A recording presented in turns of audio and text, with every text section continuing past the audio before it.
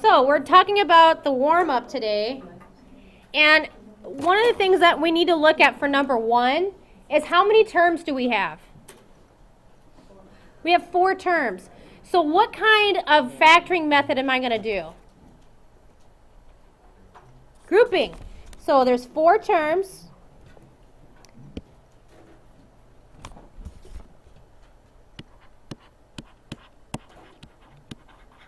And I'm going to use grouping. Okay? And I see that I need to unfreeze my screen. There we go. All right. So the first 2 terms I'm going to put together here at 2xy plus 12x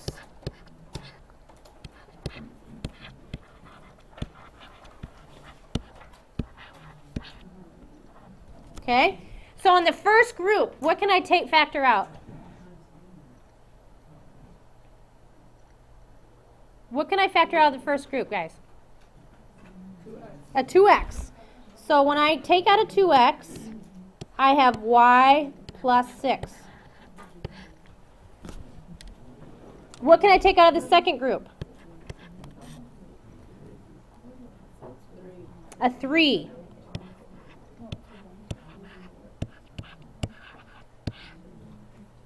So notice, have a y plus 6, right? So I'm going to write this down as y plus 6 here. And what am I left with? I have a 2x and a plus 3, so that's going to go in my second group.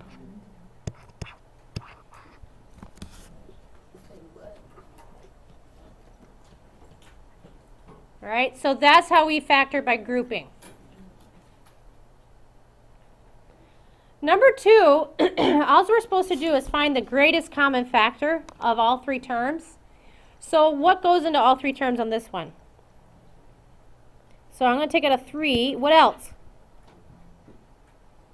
Actually, there's a bigger number than 3. 9. Whoops. Okay, so 9. And I can take out an m as well. So this will be 10 m squared minus 3 n squared minus 3n. Okay? Now, this is as far as I want you to go on this one, but you could do the box method on the second part. And I'll talk about that in a minute. You could take this part right here and factor it with the box method, possibly.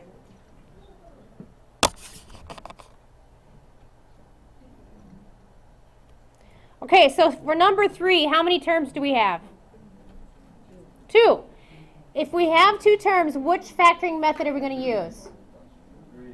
3. Nope.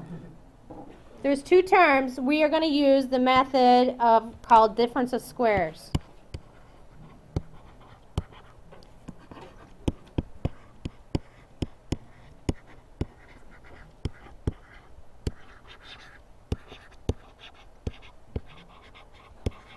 Okay? Difference of squares. So, if you look at it, notice that there is a minus here. It's subtraction. So it has to be a subtraction in order for this method to work. Okay? Also, the other thing that has to happen is that this both terms have to be perfect squares. Are they perfect squares? Yeah. So what's the square root of 4m squared? 2m, right? So my first terms on both my factors is 2m.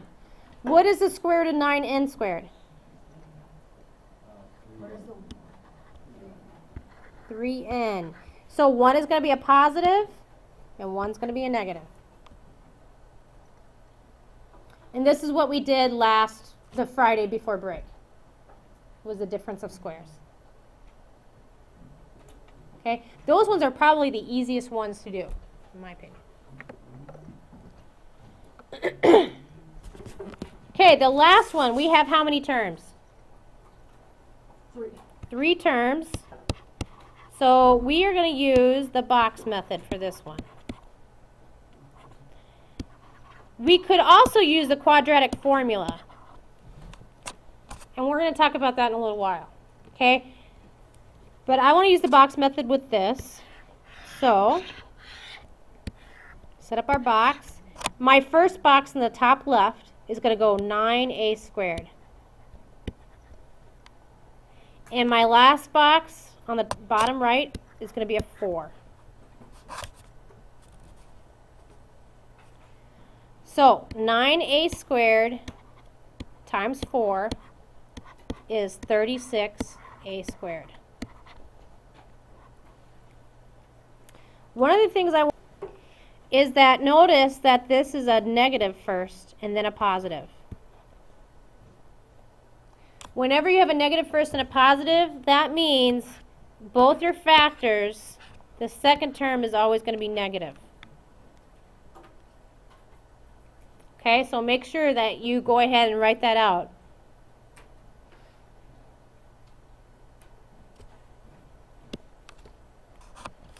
What factors of 36a squared add up to be negative 12a? So what are some possible factors of 36a squared?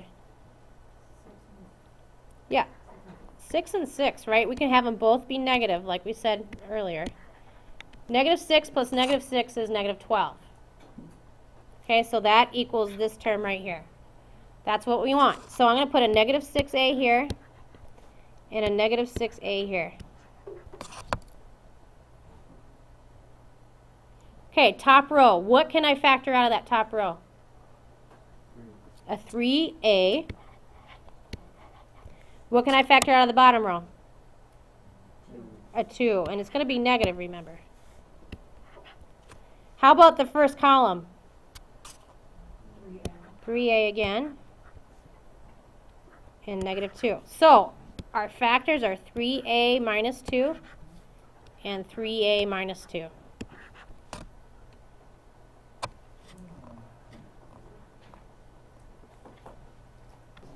The top half of the sheet, there's 4 blanks in it. What I want you to do is write down the 4 different methods at the top of this that I have written here. Okay? And one of the things that you need to do is highlight this one. Greatest common factor. Because anytime you are factoring, you need to check to see if you can take the greatest common factor out first. Okay? So you should always check to see if you can do this first before you do anything else. Okay, so it can have any number of terms for the greatest common factor. The top line that I wrote, and you guys don't have to write it in the same order I did, but the top line was by grouping. Okay, if you are factoring by grouping, you have to have at least 4 terms in your equation.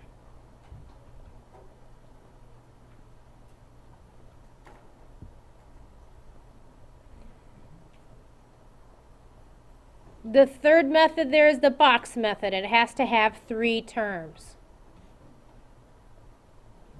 It doesn't work if you do it by 4 terms or by 2 terms.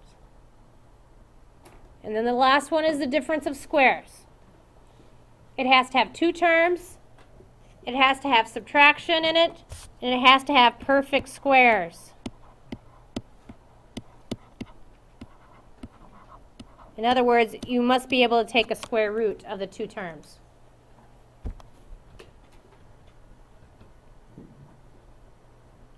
Okay? And so the last part of this sheet is talking about quadratic formula.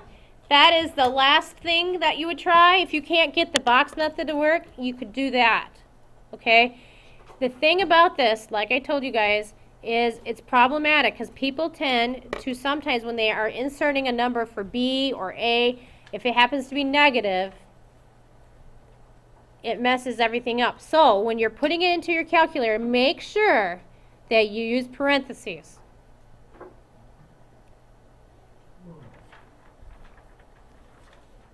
All right? You might want to do the top part first and then divide it by the bottom part.